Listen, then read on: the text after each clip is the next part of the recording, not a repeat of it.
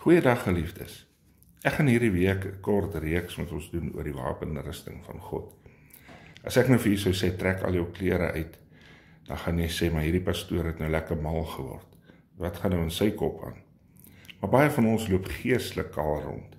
Baie van ons trek nie ons geestelike klere aan nie.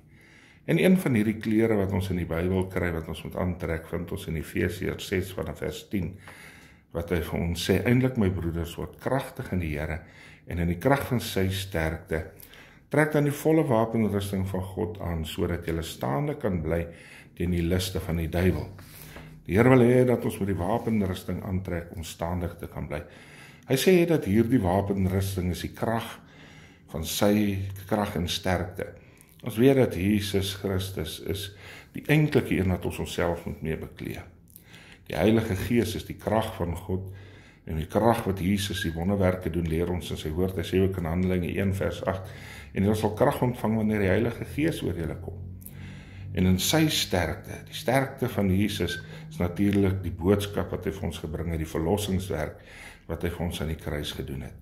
En om die wapenrusting aan te trek, beteken dat ek beklee myself met Jesus Christus. En wanneer ek myself met Jesus Christus beklee, dan kan ek weerstand bied teen die aanslae van die vyand.